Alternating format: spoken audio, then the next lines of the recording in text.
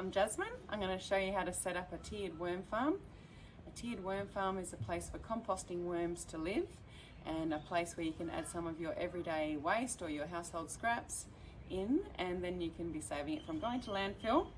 What the composting worms will do is convert those scraps into amazing worm castings, which if you put it into your garden and amongst the soil, will be feeding the soil life within your garden, and your plants will bloom and boom, and you'll be just loving that you can use your waste wisely. Awesome, so let's set up this beautiful worm farm here. In the bottom area, this is a bit of a catchment area, okay? So you notice the tap at the front, always keep that tap open. This is a bit of a basin, so this is never full of any scraps or worms, but we're just going to keep that empty. And the first layer is this tray here. So we've got the holes for any liquid to flow through from the worm farm, and that is going to be filled firstly with something we know as bedding. So bedding is carbon-rich material, so things that you might have at home would be some corrugated brown cardboard. Everything here's been soaking for about 10 minutes, so it's nice and moist. Some paper towel. We have some egg cartons, some toilet rolls that you can rip up. So you can just soak it first so it's moist, and then because the worms breathe through their skin, that moist contents is going to be helping them, and it's going to be awesome for those worms. Make sure you scrunch up nicely as well, because that's going to create some air pockets, and air is really important in a worm farm. Okay, so let's add some nitrogen-rich scraps. So some of the food waste you might have at home, so you might have some fruit scraps or veggie scraps, some eggshells. All these ingredients are going to go in now. We're just going to add a couple of handfuls, so the smaller the pieces the better. When there's surface area for the bacteria and mold and everything to grow on, the decomposition can happen faster, and that's when the worms can start eating and turning it into castings a lot faster as well. So just add some handfuls of scraps now, and we don't want to overfeed your worm farm. You want to make sure at the beginning that you get aware of how much your worms are consuming. So just added a few handfuls there, and then I'm going to add now we're going to add some composting worms. So this is what your castings are going to look like eventually, but I'm just going to grab some composting worms from another worm farm that we have here. But you can go online and try and find a local composting worm breeder, someone on Marketplace or Gumtree. Just search up composting worms, or if you go to a hardware store, local hardware store, they might have a box of 1,000 worms, and 1,000 is probably a good number to start with. So if you can't find someone local, go to your hardware store. So composting worms are in, and now we're going to top it all off with a soaked in water, a natural fibre. So I might have this cotton towel here.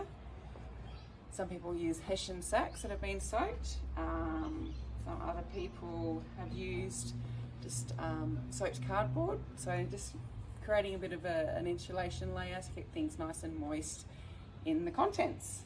And now we're going to be popping our lid on. Alright, so that's the first step to setting up your tiered worm farm, and then in a week's time, let's check back. Okay, so a week ago, let's pretend, we've just fed our worms their first feed.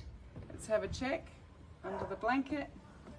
Alright, now if your worms are starting to consume some of the scraps from that first feeding that you gave when you set up your worm farm, that's a good indication they're ready for another feed. So all those composting, all those organic scraps that you have in the kitchen, we can go ahead and add some more of those to your worm farm. So another few handfuls, and we're going to just pop the blanket back on and keep an eye on that in a few days time and see whether they're starting to eat some of the scraps from that feeding.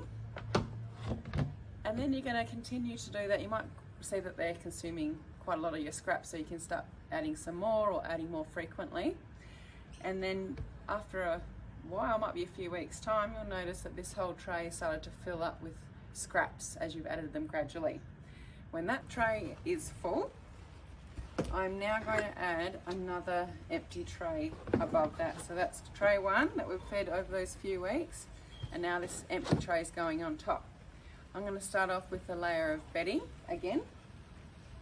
So I've got that soaked cardboard, soaked egg cartons, straw, things like this. So that layer of bedding, and now some more nitrogen rich scraps can go in. Don't need to add your worms, because your worms are going to be moving up from this layer here, the ones that you've started with. They might have bred already as well, so they're going to start moving up through those holes in the tray, and then they're going to be living and consuming these scraps here. So we'll pop the lid back on here, and you can continue feeding this tray, and the worms will eventually have eaten through the scraps in this tray, and they'll start moving up to this area here. And keep checking on that bottom tray, because that's going to be the one that's ready for harvesting first. So keep checking, and when it looks like this beautiful rich castings here, we're going to take that whole tray off. When that whole tray is worm castings, we're going to take that tray off, and then this working tray here is going to go into that position. And then I'm going to go into that worm castings tray, and I'll show you how to harvest those castings and add them to the garden. So just think about those worms moving up, trying to create a new little living environment in the next area where the scraps are. And yeah, I think once you observe some of your worms' behaviour, you'll start to understand what they love, and also keep things nice and moist in your worm farm. So make sure that you find a place at your home where the worm farm is going to live.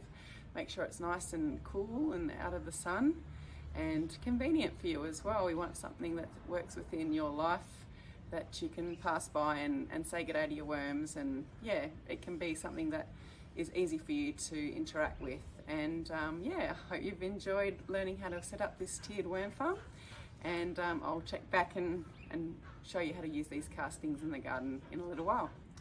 See you later.